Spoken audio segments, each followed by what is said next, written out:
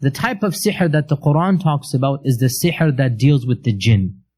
That is the type of sihr that, of course, has been prohibited. So, if we understand the reality of the jinn, we will understand the reality of magic. Because the magician has no power. The magician pretends that he has power.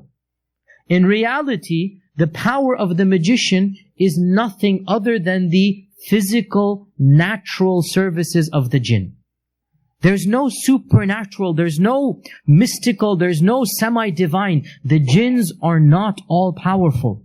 Rather, Allah has given them strengths that He has not given us. And He has given us strengths that He has not given them. So when the magician utilizes the strengths of the jinn, we don't have to be astonished and amazed and say, oh my God, how did he do that? Rather, imagine if we saw the man galloping on a horse, right? Would we say, MashaAllah, how did he do? We know a horse goes 50 miles an hour. What's the big deal? Correct? Now imagine if we couldn't see the horse and we saw the man going that fast. We would be pretty freaked out, right? But once we understand that it's just the jinn doing it, nothing supernatural. For the jinn, it's totally natural. And so if we understand the physical and psychological nature of the jinn, we will understand magic completely. And wallahi, we will not fear it anymore. So therefore, what is magic?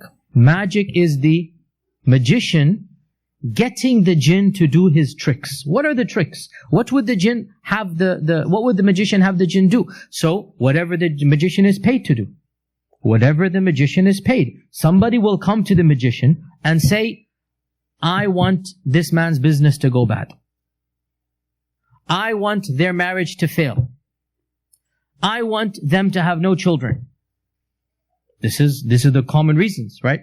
And so, the magician will get the jinn to go and do things. What will the jinn do? Whatever the jinn does is something we now understand is physical and natural for the jinn. All sihr is basically jinns doing their tricks. Now, the next question. We understand then what sihr is, and that's the jinn doing its tricks. But the question is, why would he do it? And this is where I'm going to destroy one of the most incorrect myths about black magic that is absolutely dead wrong. And we need to get this out of our minds completely. The myth is that the magician controls the jinn. In reality, rather, listen to this, the magician is a servant of the jinn. And the magician is a worshipper and humbling himself in front of the jinn. The jinn is Lord and Master of the magician. The other way around. Now, of course, the magician doesn't want to tell you that. And that's why he portrays himself as the master. Therefore, whatever the jinn does, it does because it wants to do it. Here's a key point we believe. No one could control the jinn other than Sulaiman. To claim that a sahir controls the jinn, you are saying the sahir has the same power that Sulaiman did. So, why then would the jinn do something for the magician?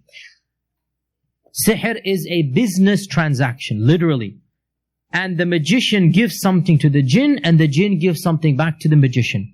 And the both of them need each other, but the more powerful of the two is the jinn and not the magician. So, what was the fundamental problem of Iblis when Adam was created? I am better than you. Ana khayrun minhu.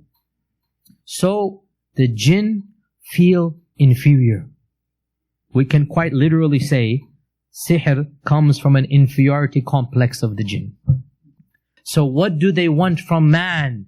Your devotion, your dedication, your worship, your subservience. You will literally prostrate yourself and bend over backwards and do whatever the jinn wants and humiliate yourself to please the jinn. And of course, that's one reason the jinn do it. And of course, another reason is misguidance. Because the jinns know when you're going to worship them other than Allah, well then, takes you out of Islam. Khalas, they won. right? Because one of the goals of the jinn is what? Misguidance. They want to misguide you. So, the jinn tells the magician, you want my services? This is my price. So, what does the magician do? Sacrilegious things.